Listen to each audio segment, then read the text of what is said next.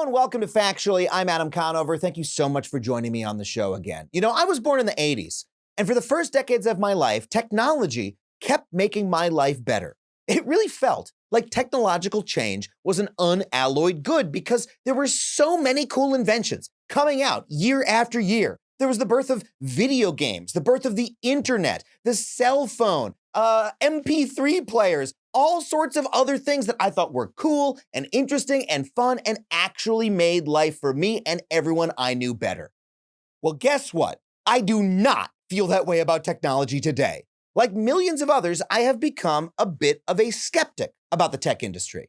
You know, when Apple pushes their dumb new AR goggles, or AI boosters promise they're making a godlike chatbot who's going to replace everyone's jobs, or some company promises a brand new app-enabled convenience that's going to hurt workers, my impulse is now to call bullshit. And that's because a lot of the tech industry's promises have turned out to be bullshit. And that is a really interesting shift in how all of us think about technology.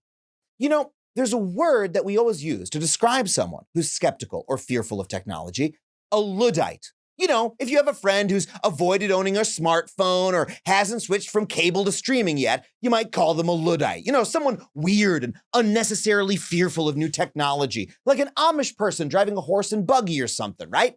Maybe if you really know your history, when you think of Luddites, you think of workers destroying the factory machines that were replacing them in some kind of sad, ineffectual tantrum against the inevitable force of progress or whatever. Well, all of that is a myth. The truth about the Luddites, who they were and what they actually wanted, is far more interesting with that, and it resonates with our present moment in profound ways. As we are re-examining our own relationship with technology, it's incredibly useful to go back into history and see who these people, who were the first ones to fight back against the technological change that was destroying their livelihoods, actually were and what they were actually trying to accomplish. Well, to talk about this today, we have an absolutely incredible guest. But before we get into it, I just want to remind you that if you want to support this show and all the amazing conversations that we bring you week in and week out, you can do so on Patreon. Head to patreon.com/Adam Conover. $5 a month gets you every episode of the show ad-free. You can join our online community. We would love to have you. And if you enjoy stand-up comedy, come see me on the road. I'm touring all the time. My tickets and tour dates are at adamconover.net. And now let's introduce this week's guest. His name is Brian Merchant. He's one of the best tech writers working today. Recently, he worked for the LA Times, and he's the author of the new book, Blood in the Machine: The Origins of the Rebellion Against Big Tech. Please welcome Brian Merchant. Brian, thank you so much for being on the show. Thanks for having me. I've read you for many years in the LA Times. You had really wonderful coverage of the strikes in Hollywood last year. You and I spoke. Yeah. And you were quoted me a couple times in a piece or two. I did. Yeah. It's really wonderful to meet you in person. You're one of our very best tech reporters, writers, thinkers. And you have a new book out about the Luddites, the original people to fight back against technology. That's at a right. moment when a lot of people are trying to fight back against technology. So Yeah. who were the Luddites and what do we get wrong about them? Yeah. So the Luddites kind of had the misfortune of kind of being the trailblazers here against odds that are even, if you can imagine it, more stacked against sort of working people than they are today. I mean, we got big tech, which has an immense amount of consolidated power, but they had a hostile state. They had all sorts of wealth inequality that was just, where we're headed today if we're not careful. But anyways, the Luddites were cloth workers, right? So they were weavers, they were stocking frame knitters, they were cloth finishers or croppers, people in the cloth trade in England, which was at the time. What year? Early 1800s. But for the last 2 centuries, basically, they had comprised sort of like the biggest industrial workforce in England. They were, besides agricultural workers, this was it. Like, they were fueling England's economy, and they would fuel the Industrial Revolution. However, a couple of things are happening in the second half, especially of the 18th century in the 1700s. The factory becomes an appealing idea for entrepreneurs and those with a little bit of money to throw around as a way to sort of divide labor and sort of take profit for yourself. So for hundreds of years, the pre-Luddite cloth workers were they were working at home. The cottage industry, that term was minted to describe these guys. Because they were literally working in their own cottages. Literally working in cottages. They'd maybe have a journeyman weaver come in. The family would help prepare cloth. They'd have maybe a small farm. It was a nice life. You're working maybe 30 hours a week. It's the original work from home, right? And and here's the thing that's going to become important as we talk about this. Like, there's a lot of dignity and agency that you have, right? You have a job. You've got a merchant's going to bring you some raw materials. You're going to either weave it into cloth or you're going to knit it, whatever sort of section of the industrial trade you're based on. But how you do that is up to you. Yeah. You can sing songs in your house with your family. You can say, you know what? I've worked an hour. I don't feel like working anymore. I'm going to go take a walk in the garden. I'm going to see how the neighbor's doing. Yeah. Maybe hoe the field a little bit. And it's a nice sort of life, and it's a dignified life. You can do the work your own way. You can say, I've got my own trick for doing it. I do it this way. Yeah. And I'm a little bit better than the guy next door. So I'm going to make some more money or whatever. You can take pride in your work as a craftsperson. That's right. And importantly, another thing that's going to become important is that they're also technologists. So they're good at using their machinery. If there's a way that they like to do it better, a lot of them mod it, fix it, maybe make it a little more efficient. What kind of machinery were they using? A hand loom, and these were varying degrees of size. Some of them were quite large. Usually they're like on the second floor in the corner of the cottage, or sometimes there are small workshops.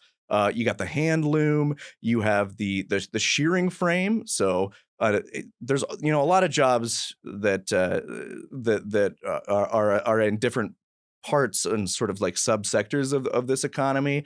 So there's not just one machine, but there are all different sorts of machines that are used to produce or finish cloth. Yeah. And now the combination of this idea of the factory, that certain entrepreneurs start getting capital and enough influence and enough space to like build these things on the land, near streams where they can tap into that power, or eventually, steam power.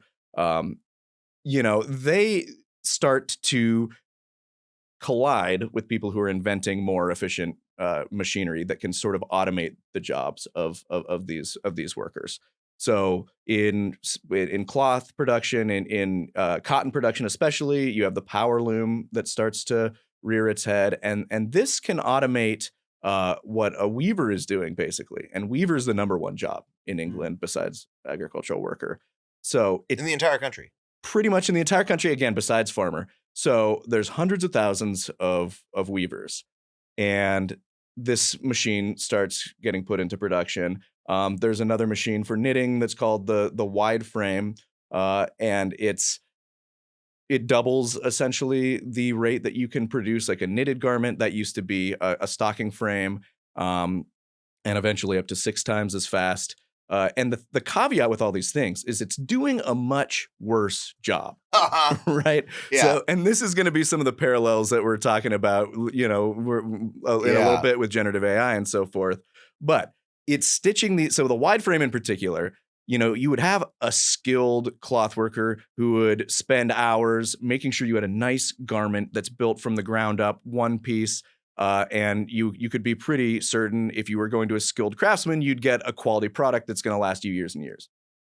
With the wide frame or some of these forms of automation, they're making cloth 2x2 stitching together, and then they're going to fall apart faster. They're going to be a lot shoddier, but they can be sold on the market for a competitive price. All of a sudden, the weaver, or the knitters who are making their garment have to compete with that. This is the H&M clothes of the early 19th century, right? You touch it and it falls apart. That's right. You put it through the wash one time and like, oh shit, it doesn't work. But they can sell more of them. The entrepreneurs and the industrialists who are taking advantage of both factorization and these new machines know that they can make more stuff. Even if they have to sell it cheaper, they're still going to make more money. Now, the old mom and pop shops, the cottage industry folks, and the people who are going to become the Luddites see these trends intersecting, and they see this thing sort of starting to rise. They see industrialization taking shape. and they start protesting, first, in quite peaceful means. They go to Parliament and they say, look what's happening here. They're driving prices down. They're making what often amount to be like fraudulent goods. Like, we're going to make a real thing and try to sell it on the marketplace. Now consumers don't know if it's going to fall apart or not, so they're going to be inclined to pay less. So we cannot make a living. Let's get some guarantees on the books. Let's do a few things. Let's try to get a minimum wage. Let's uphold the regulations that have governed this trade for years and years and years, decades, hundreds of years. But guess what? The entrepreneurs aren't following them. And you can kind of imagine the kind of arguments that they're making, which is the same arguments that tech companies today make. Yeah. Say, like, think of like Uber when they rolled into a city and people were like, hey, we have like taxi laws, right? Yeah. And Uber's like, oh, no, this is software. This isn't a taxi service. These aren't taxis. These are just people sharing rides. Right. It's a form of carpooling. It's a peer-to-peer network that we're facilitating. We have nothing to do with driving, even though a driver's going to show up at your door when you hire its service. And they would go in with their venture capital and with their sort of argument that they were a technology company and use it as an excuse to roll over all these rules and regulations that cities have. And, some cities fought it, others didn't. But that playbook is 200 years old because that's what these entrepreneurs were doing. Like, oh, no. We don't need apprentices. We don't need to guarantee the quality of cloth. We don't need to pay a minimum wage. We don't need to do all these adhere to these rules. Those are for the old times. That doesn't apply. This is new technology. Now the argument that you often also have those people make is that if you protest, you are simply denying the natural progress of technology, that the technology is inexorable, that the new world is destroying the old and you must embrace it or you'll be left behind. And that's in fact what we mean when we call someone a Luddite today. Oh, you're living in the past. Yeah. You refuse to, I don't know, like, what's her name? Fran Lebowitz, who doesn't have a computer, right? Yeah. She's like, I don't want to use it, right? Yeah. That's that sort of stubbornness, that I don't want to join the future is what people think of a Luddite as being. Is that what the Luddites at the time were doing? So no. And there's, think about who that argument benefits just for a second. Like, who does that benefit? If anybody who's saying, wait a minute, like there should be some guardrails, there should be some protections, we should be allowed to make a living when this stuff comes along. Who does it benefit to sort of sideline all those arguments? The people who own the technology. It's pretty simple. Then as now, it was a very concerted effort. So a couple of things happen. After those sort of peaceful protests and the lobbying efforts fail, there's an economic crisis. England is at war with Napoleon. There are trade blockades. And at 1811, all of these things converge. And the Luddism, what became Luddism, the act that we remember, these guys taking hammers and smashing machines, was an absolute tactic of last resort. After all, like what we might say today, like doing it the right way failed. So unions were outlawed then. They could not unionize. There was no democracy. You couldn't, vote out a representative who wasn't paying attention. So in 1811, these cloth workers sort of organized this really sort of innovative rebellion under the banner of Ned Ludd. And Ned Ludd is this apocryphal figure who they kind of made this like Robin Hood shaped myth around, right? Like, was there a real Ned Ludd? There was no real Ned Ludd. He was an apprentice worker who was working too slowly for his master's benefit. So he took him to the magistrate, and the magistrate ordered that he be whipped for not working hard enough. Ned Ludd, the story goes, took up his master's own hammer, smashed his machine with it, and then fled to Sherwood Forest, where he sort of became a folk hero like Robin Hood before him. This was a story. This was their avatar. So what they would do is they would write letters to the industrialists, and they'd say, we know that you have X hundred of the obnoxious machines, they'd call them, and they've taken 600 jobs from our brothers who can no longer afford bread. If you don't take down the machines, you'll get a visit from Ned Ludd's army. And they'd pin it to the door or deliver it otherwise. And if they complied, fine. Like, they would leave them alone. If he didn't, if they kept running the machines, and a funny thing about they could hear a lot of the industrialists didn't want to admit they were using the machines because they knew they were hated, but they made a certain sound, a lot of the machines, so they could hear them through and they would sneak in through the window, smash the machines, or hold up the overseer by gunpoint, smash just those machines, not the machinery that had coexisted with society for decades, not their implements of the trade that they need, just the obnoxious machines. And they repeated this tactic over and over, and it was replicable, right? So there was no real Ned Ludd. So if you're 100 miles away in an industrial district and you have your own grievances, Ned Ludd can show up there and lead his army into battle. Wow. Ned Ludd can show up, 100 miles away from there and lead his army into battle. So all across the industrial districts of England, you start to see these uprisings. This is sick as hell. It is. They were. So you're not the only one that thought that. They were badasses. Like people would come out and cheer them in the streets. Yeah. They would clap. They would applaud. Like, they were supposed to inform, to working up to the point we were talking about earlier, like the propaganda became necessary because the state would go like, there have been depredations in our district and there have been of the most unseemly kind. Please, give information on as to the participants to your local magistrate. No one would come forward. They would offer like 10 years worth of salary for some of these workers to give information that would let them, finger the Luddites, and no one came forward. So despite the fact there were unions were outlawed, these folks were like organized. This is solidarity. This is where we're not turning anyone in. We are all Ned Ludd and none of us are Ned Ludd. Exactly. Yeah. There's even a historian, Eric Hobsbawm, calls it collective bargaining by riot. So it was both fearsome, like, the factory owners and industrialists were legitimately afraid because they didn't know, like, they weren't in on the joke. They didn't know if Ned Ludd was fake or if there was like really a powerful organizing. This was, post-revolutionary France. So they're all worried the same thing's going to happen in England, bring democracy, bring, all these things that might threaten their power on top of these sort of industrial disputes. So they are scared and they are sort of, trying to figure out how to deal with it. Meanwhile, the public is cheering and they're writing folk songs about it. It was Robin Hood of the day. Yeah. Until, the state gets a hold of it and sees it as this threat, right? And the state does really three things. First, it just marshals troops and sends them in by the thousands. Largest domestic occupation in English history. It's huge. There's at the height of it, I think there are like 30,000 troops just stationed ready to fight the Luddites. And it's more than they had fighting Napoleon in one of the biggest wars that England had going on. Wow. So then they make it a capital offense. So if you break a machine, you can be hung, right? You can be killed for smashing a machine, for doing sabotage or vandalism. And it's actually a little side note here.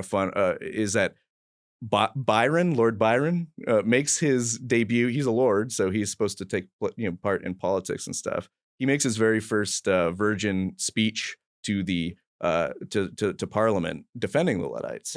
He's from Nottingham. He's from where all this stuff is happening. He's seen it in the streets, and he recognizes that the Luddites have a point. So while the state is moving to try to crush these guys, he's making this huge, thundering and famous defense of the Luddites, saying, "What you're just gonna answer this with more barbarism? They're starving, so you're just gonna make it an outlaw. You're gonna outlaw their means of sort of addressing these grievances. You're gonna kill them." And he basically chastises the state. I mean, it doesn't work. They pass the law anyways.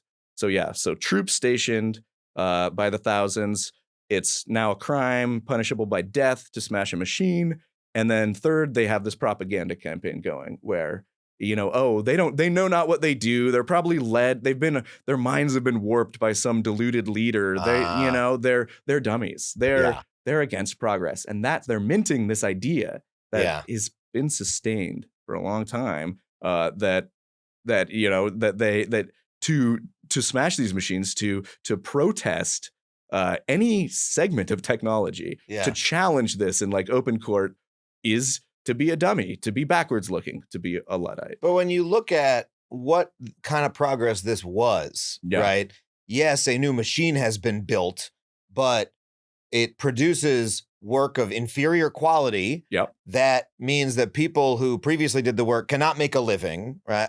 It's worse for everybody except for one segment of society, the people who own the machines. Yeah. So, even if we were to accept the idea of technological progress as being linear advancement in a certain direction, the same way we think of, I don't know, science. It's actually not even true of science, but like, there's a fiction that technology always goes in one direction, Right. and then it's like always up and up and up, and tomorrow is always more advanced in some way than today, or better. There's a line graph going up and to the right. Even if that were true, in this case, it's only happening for one group of people. So there's myth upon myth upon myth here about how technology works. That's right. Absolutely. And, that's again where we come to this mischaracterization of the Luddites. The biggest misconception is that they were against the technology. No, they were against that graph only being beneficial to 1% of society.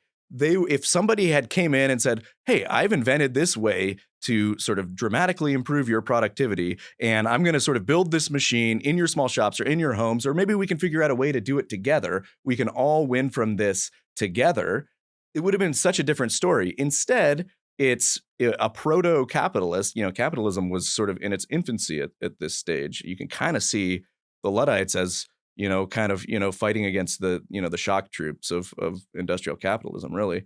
But so these guys are setting up factories outside of town and setting them up in opposition to the workers' interest, in the opposition to everybody. And a lot of times they're not even trying to recruit the cloth workers to work with them. They're piping in orphans from orphanages, literally, because it's another important truism that holds to still today. When you hear automation, when you hear about AI, when you hear about, the promises that we're going to automate these jobs, it's never a clean automation, as you might say. There is always an invisible sort of supply chain of usually exploited labor hiding behind it. So in that day, they're like, these machines are more efficient. It's the future. But by the way, you got to keep shipping us children from the orphanage because that's who's really going to run the machines. Yeah. We don't need it's sort of de-skilling, and that's the economist term for it. But they still need a lot of labor, and it's more precarious, more vulnerable. And that's who's making automation possible. Today, you look at these AI systems, you have precarious labor that's, doing quality assurance to make sure generative AI. Yeah, there's people being paid pennies in Kenya to review all of the output and to make, go through the training data and take out the swears and whatnot. Exactly. And so like this is not jobs being automated. It's good jobs being replaced by bad jobs. And again, why should we accept this as progress, right? Like, my iPhone is very advanced it can do more things today than it could 3 years ago. I can use it to pay for shit and I couldn't before. I can look at it and say, how do we measure advancement? In terms of the capability of the device and its utility to me seems to be pretty good. But if next year Apple were to make a phone that did everything less well, they took away some features, but it's better for Apple. Apple makes more money. And by the way, we could talk about cases in which Apple has arguably done this in the past. But if they were to say, hey, the phone works less well, but it's better for us, and it's more advanced, I'd be like, well, who is it more advanced for? Why are you saying it's more? It's different. Yeah. It's different in a way that, from my perspective, is bad, right? Because what is technology? What is the point of technology? It is to make human work more efficient, quicker, more capable, right? To increase human ability. But in this case, for the people doing the work and the people wearing the clothes, it did not increase anyone's ability, capability, efficiency. It made everything worse, right? That's right. And, eventually, some of the technology did improve, but these two things are disconnected. It's really a question and remains to this day a question of who benefits from the improvement of technology. Who's getting right back then? That industrial entrepreneurial class was capturing all of the gains. So the Luddites were starving even as productivity was shooting through the roof. Productivity, we could drill into the issues with calling it that. More crappy clothes are being made, more money's being made. The working people aren't seeing any of it. So Luddism is one of the early efforts to try to get those trajectories to align so that if you have technology that's making productivity skyrocket. It's trying to get people a seat at the table so that Yeah. they can benefit too. Presumably, it would have been possible to come up with some new loom technology that actually benefited everybody, or at least benefited the workers more than what they did. It's not Absolutely. necessarily the new invention. It is how it was put to use and to what ends. That's right. It's a social context today, and just like I wrote about in my column at the Times when you all were on strike and fighting the studio system, who wanted to use AI to generate scripts, basically, again, like the factory owners of old, not as a tool that would contribute to your flourishing and creativity, but to in opposition to your interests, as something that was going to degrade the amount that your working conditions, your standards, and they were going to try to claw more value out of it and cut out things like residuals, cut out, you know. I mean, I repeated this over and over again in every interview that I did, because the AI boosters have infected people's brains so much with a promise. They say it's going to be able to do things better than a human and therefore is going to replace jobs. And what I had to repeat over and over again is actually the technology that they have invented and the technology that they intend to invent over the next couple of years cannot replace a human writer. All it can do is make the product worse. But what we are worried about is not the job of a writer being replaced. We're worried about this like pretty rudimentary, crappy technology, this technology that can predict the next word coming in a sentence, that can output text from a simple prompt. Cool shit, right? Not that useful for writing a screenplay that you actually want to be good.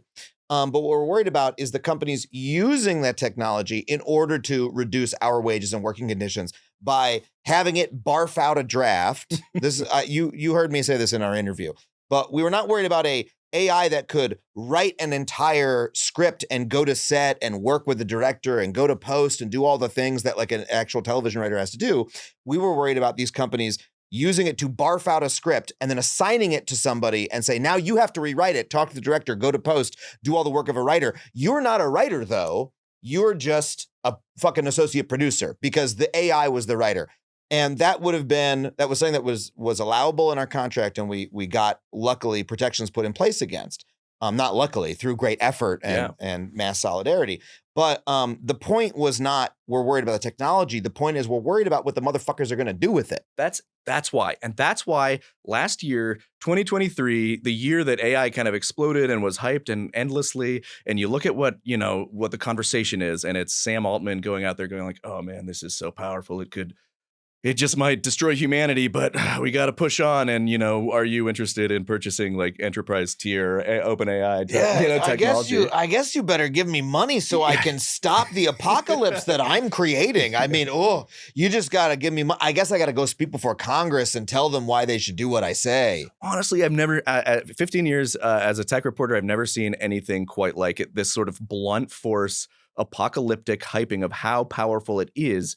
And that's because they haven't really figured out a good way to make money with it. They just want to convince everybody that it's necessary and that they can sell it to people and then maybe but you're exactly right. And this is, your fight was in Hollywood and in the entertainment industry, but it's going to happen to copywriters, to illustrators, to coders, graphic designers down the line, where they're going to institutions, they're making this pitch to them basically. And it's not really, in reality, 95% of the time, going to be the case that the AI can do even a credible job at it.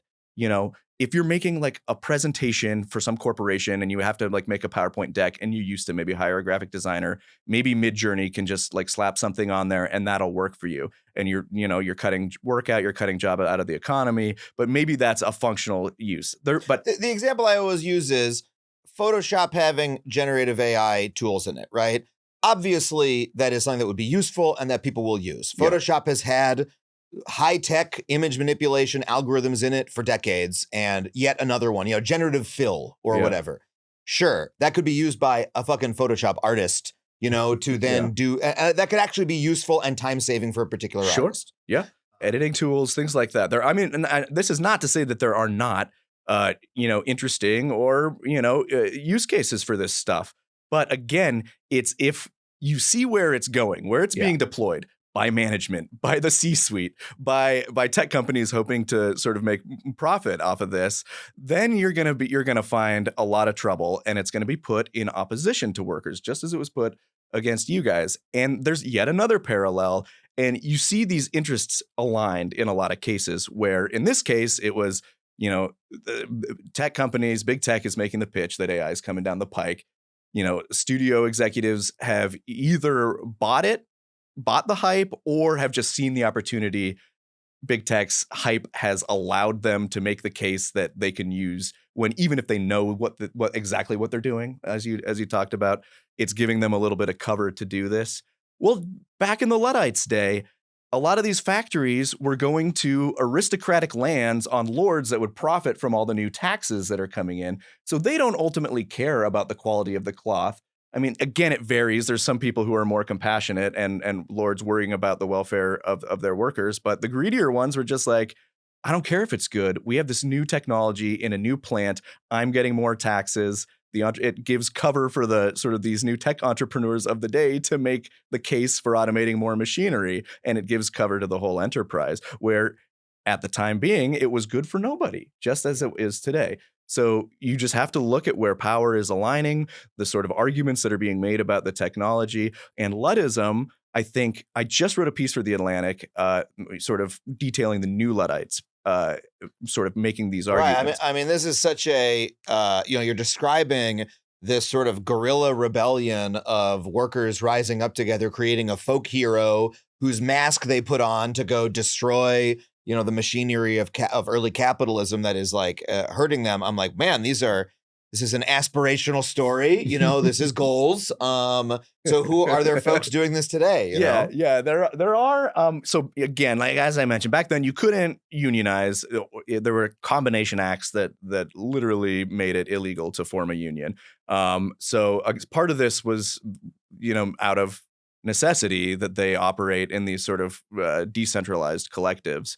But we don't have to, go that far today. And there's all of these sort of like green shoots of Luddism. And, I would argue that what you all were doing in the strikes and this sort of direct opposition, which as I wrote in that column, we haven't seen that in the last 10, 15 years. Silicon Valley kind of came out with this halo, and Google is doing no evil, and Apple's making products everybody likes, and they get the benefit of the doubt for so long. Even when, Amazon and Uber are doing things that's sort of patently and obviously bad for workers. So people are afraid of being called the incorrect characterization of Luddites. The game is changing now, and people are emboldened and able to make space for this kind of resistance. So we're not going to see machine smashing yet. I mean, it's not. Some people seem ready. Yeah. Some people seem ready to grab a hammer and head to Palo Alto. So, I'm just saying. Yeah. And, but so the fucked thing that we have to watch out for is that it is a different playing field than it was 200 years ago, obviously. The Luddites could look up on the hill and say, there's the factory. There's where that asshole William Horsfall has dumped all his money into automating us out of work and undercutting our wages and making all of our lives worse. Let's get our hammers. Let's go. And they could destroy those machines and make an fairly immediate impact. Both symbolically, people would cheer them and feel a little bit better, and they would destroy the machinery that was allowing this automation and allowing the bosses to undercut their wages. Today, it's we have these winding supply chains and globalization and all these invisible workers that we're talking. And it's a little bit, if you're actually looking to destroy machinery, it's harder. If you're looking to target machinery, again, nobody's talking industrial sabotage yet. Although, there's the whole climate, the how to blow up a pipeline thing. But the shitty thing that can happen is that when Uber moved into France, for example, and they were going to offer a new service that was going to compete directly with France's cab drivers. Mm-hmm. The cab drivers, which were very well organized and have a higher, sort of density of sort of solidarity among one another. They're better organized and more powerful. They revolted, and what did they smash? They didn't smash Uber servers. They smashed the new Uber drivers' cars. Ah, And that's the other working people Yeah. who have to buy their cars. And Yeah. so there's a lot of cases like that too, where the new logic of Silicon Valley's new labor regimes is that you buy your own capital equipment. They offload so much on the worker. If you're an Amazon Flex driver, a lot of times you're doing it in your own car, and you're doing it with stuff that you've invested in. So people are on the line with their own stuff, their own, and has been harder to sort of say, okay, well, where do I oppose all this stuff? It feels hopeless in Congress. It feels like tech giants are so powerful. But the one thing we are seeing is real animosity towards, like, Elon Musk, Jeff Bezos. Yeah. I mean, I literally do a joke about Jeff Bezos in my stand-up act right now that when I do it, people don't laugh. They just cheer at the idea of bad things happening to him. Like, but all across the country. I go to any state and this happens.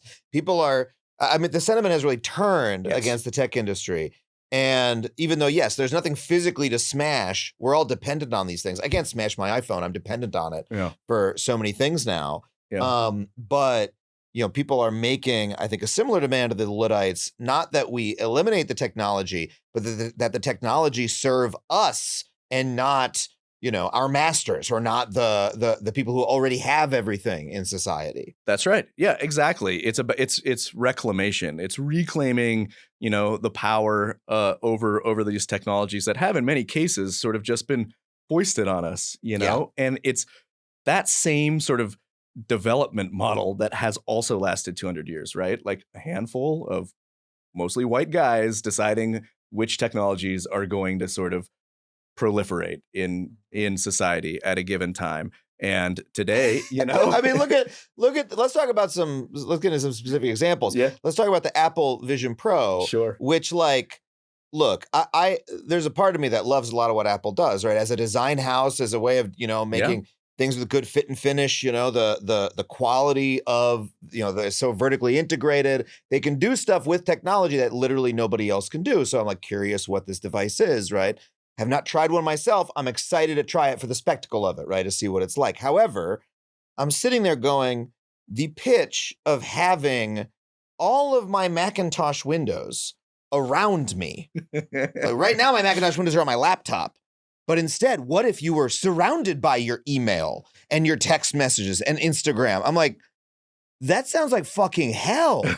Who would want to be in the middle of all of that? The only person I can think of is Tim Cook or an Apple CEO whose life is literally sitting there looking at their emails and like, what if it was a lot cooler to do my emails? Yeah. But most people, if you ask them that, would it be nice to be surrounded by your fucking Safari windows? Why would anybody want this? They've designed something just for themselves. I know. There was that tweet that went viral where he was like, "This is sports on the Vision Pro," and it's just like, it's like, oh my god, like it's like the Clockwork Orange guy, just like your eyes peeled open and so much. It's like, no, I don't. It's confusing because like you could have screens all over your house.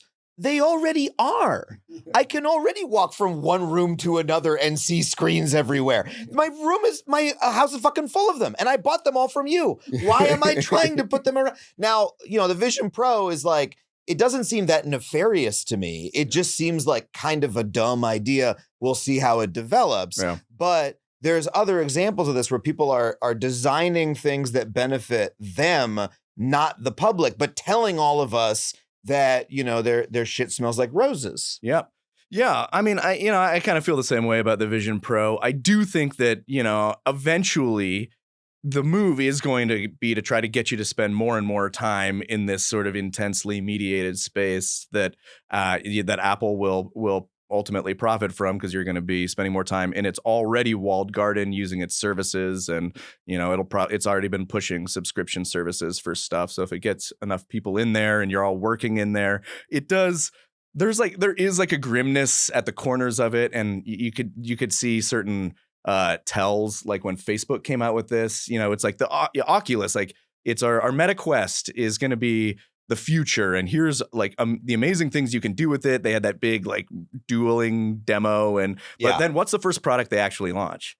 work. You're in workspaces. You're like around a table, like, and yeah, you're like dressed as a character from Star Wars or something, but you're still just sitting around a conference room doing work. Yeah. And it's like, that's ultimately what I fear like the pitch is going to be. We just want you to have a space where you can be more productive, surveilled more, you're trapped more, purchasing more stuff. Again, it's like, I'd call it like soft nefarious. It's not just like immediately necessarily exploitative, especially since it doesn't seem like it's going to be all that popular. Yeah. But yeah, but the point stands. I did try one, and you know what? There's some amazing technology. You tried the Vision Pro. I did. Yeah. I went down there in kind of a weird sign. Like I was able to sign up for a demo. I didn't even use my tech press credential. Oh, you just went to an Apple store and said, "Let me try it out." Same day. You could just book one. It was the same day, and I was like, "Huh." Like if there's really a lot of demand, you'd maybe have to wait a couple weeks, because back when you could get those.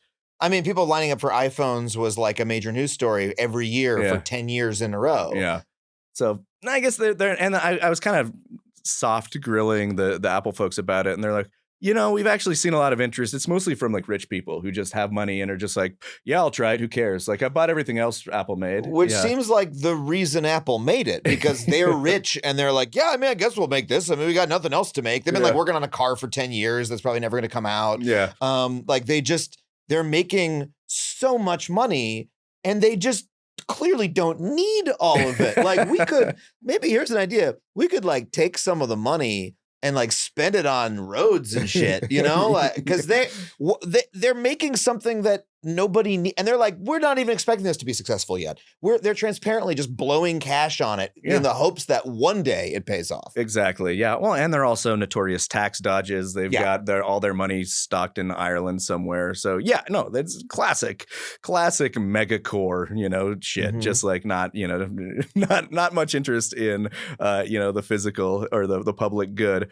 But it did do cool things. Like there were some things that genuinely surprised me as being cool. Like it was cool to look through photos, and it felt kind of new. Like you just like they offered you like family photos, and you can kind of, it's like, oh, you're in this 3D space. Yeah, a 3D photo or video that you're like feels... you can kind of relive that moment, and that was, and then like you had little demos where you could see sports kind of like real up close and personal. I was like, okay, that's kind of cool, but the thing that that again, Apple, that's not enough. It's not like, oh, here's this cool thing where you can sit in your living room and have a few cool experiences. And just like with Facebook, it has to be like, here's the next thing that we're going to pitch as the thing that you need for everything. Otherwise, it's not worth making. So Facebook, it had the whole pitch about the metaverse, which is so funny because no one even remembers that. That was like for 2 years straight. I mean, it was incredible. The metaverse, 2 years of them pumping this as the next biggest thing. And nobody ever once said, wow, looks cool, I'd like it. Not the tech press, not the people watching like Mark's YouTube videos and everything. Like everyone was like, this looks like dog shit from front to back. And yet it was like on, metaverse gains, like Facebook stock goes up, blah, blah, blah, blah, until like it fizzled out because it was fucking fake, because they make their money selling us ads against right-wing conspiracy theories and anti-vax bullshit. That's where they make the money, and they're trying to distract from it. Yeah. That's what it was. Years and years of scandal after scandal of Facebook has done this. Facebook has abetted genocide. Facebook makes teen girls feel like they are. Yeah. All these things just, he just like had a big button that said like metaverse or like a bullshit button on his desk, and he hits, and it's just the next year that's why he bought Oculus, right? It's like, I've never invented anything, but I need to give the impression that I'm a tech company that's creating the future. Yes. Oh, here's a company that people seem to think that this is a futuristic company. Yeah. Let me buy it and then integrate it. And like, what if VR is the thing? And let's just pretend it is for 5 years. And that'll hopefully take some of the heat off of my endless rounds of congressional testimony that I'm being forced to give, right? That's exactly it. It's like, oh, Elon and Jeff Bezos have space. Like they're going to be the spacemen building rockets. What can I do? Like, what's my shiny thing that I can distract the public with? I actually think that there's a lot of truth to that. It was a very calculated thing. And yeah. I mean, it didn't even matter because it kind of worked. It kind of worked. We laughed at them. People made fun of the metaverse and were like, where are the legs? It took them like 2 years. Yep. That's where the development ended. They're like, actually, we got legs, and by then no one cared anymore. It was on to AI, but also guess what we're not talking about so much, and that's how just dramatically shitty Facebook is. Yeah. Yeah.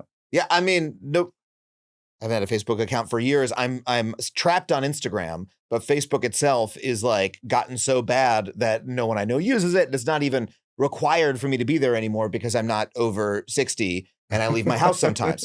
But the gap between what the tech industry is making and what the public actually wants has gotten bigger and bigger to the point where this argument that you're making is starting to really track that like people are ready to fight back in a semi-organized way. And I think that's part of why the writer's strike caught on with the public is because, and the SAG-AFTRA strike is because we were seen as doing that. Yes. We were seen as being the first people who are fighting back against tech, even though honestly, the AI stuff was like not the biggest issue, even at the beginning. Right? Yeah. No, I mean, it grew in importance and it was an important issue glad we gotten taken care of. But there was like other shit happening that, didn't capture the public imagination in quite the same way. Well, it really, I think a lot of people feel anxious about it, and justifiably so. I think a lot of people, are worried across the spectrum. I would go to the picket lines and I'd talk to people, and some people, thought a lot like you did, where it's just going to be this bullshit tool that's an excuse for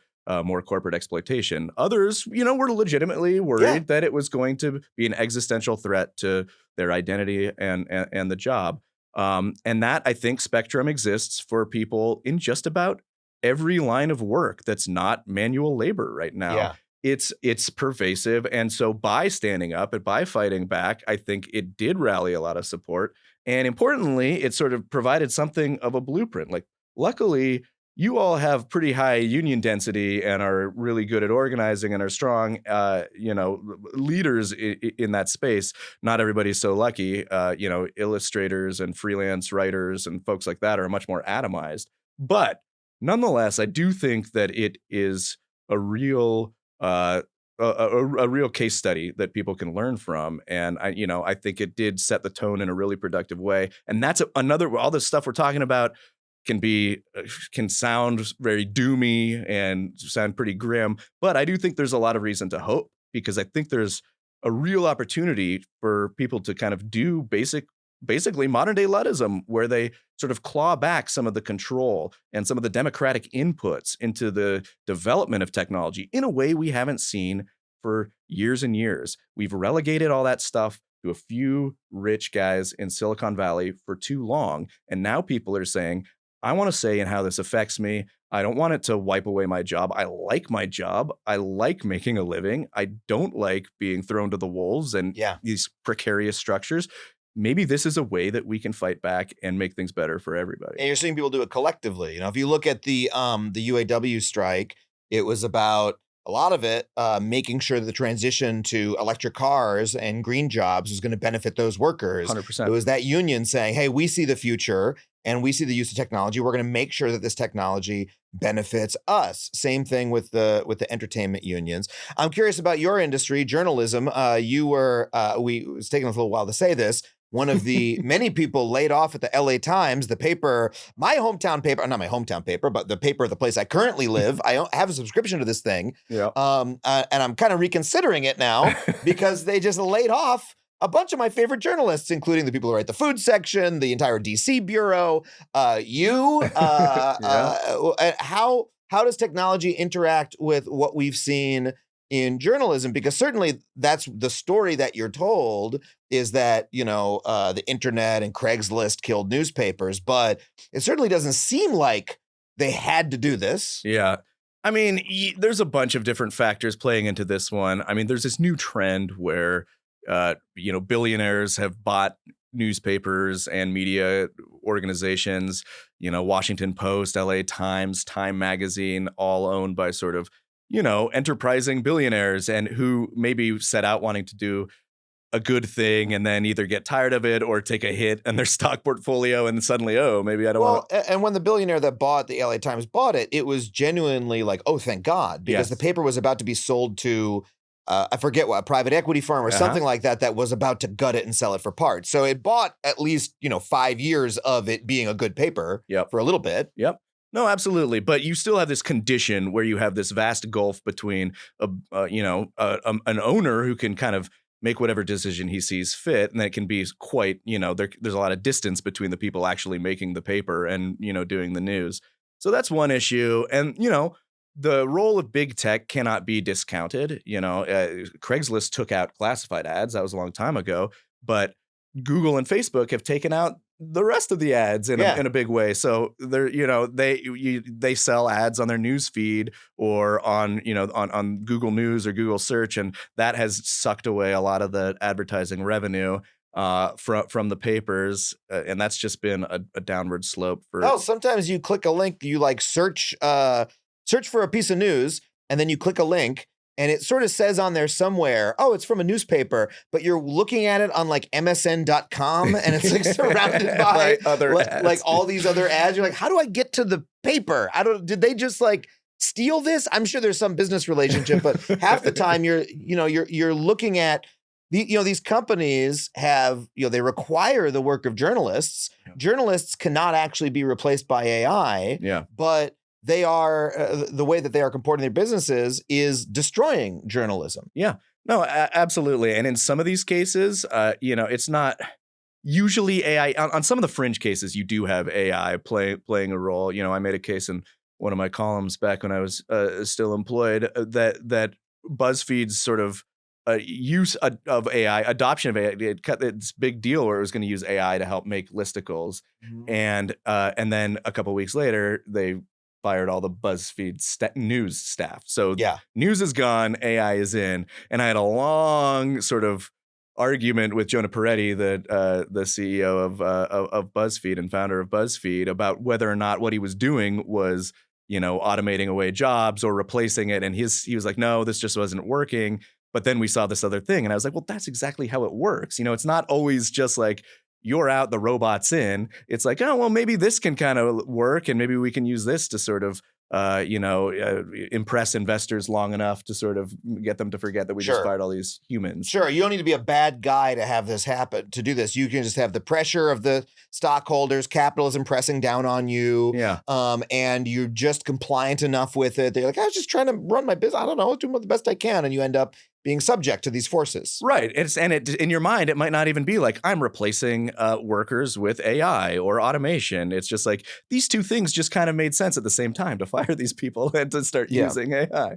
But again, it's such a misunderstanding of how the work is done. Like you see at the former Gizmodo blogs, the GMG blogs, Kotaku and all these things, the management is constantly playing with AI and trying to, cut headcount and replace those people with AI. But it's like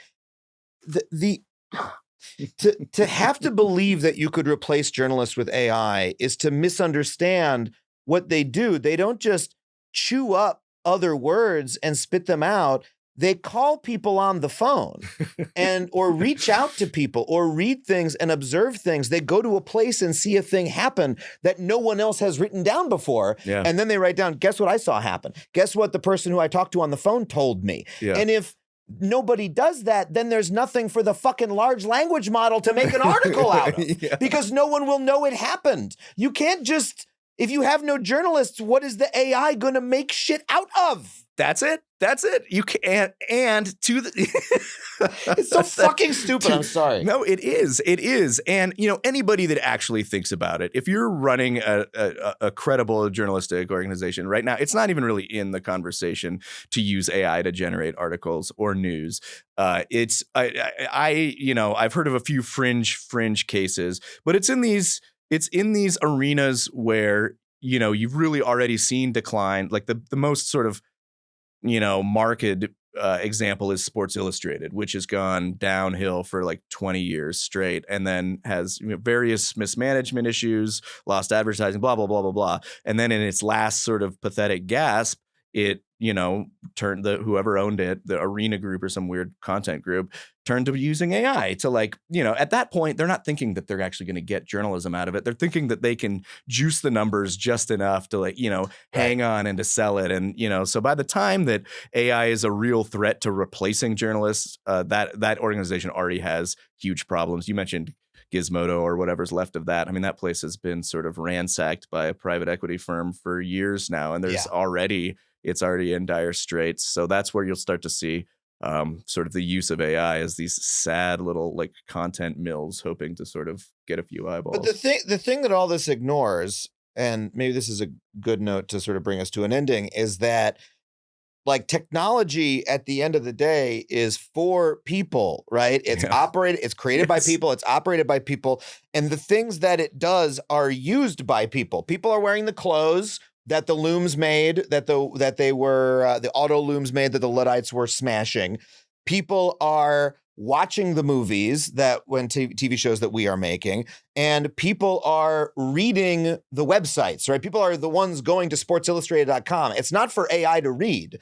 So why would you think that people would want worse clothes, shitty articles? Like that's exactly right. It should be serving the ends of people. It should be serving people. And again, I think that you could do a lot worse than having a solid working definition of Luddism as the effort to bring those things into alignment, to make sure that technology is serving people, not a small tiny section of the upper class, not sort of just as an engine for profit, not for just sort of just kind of sputtering around in the dark recesses of the web so that one automated system is registering the eyeballs of another automated system, and we're so far away from anything that actually helps a human.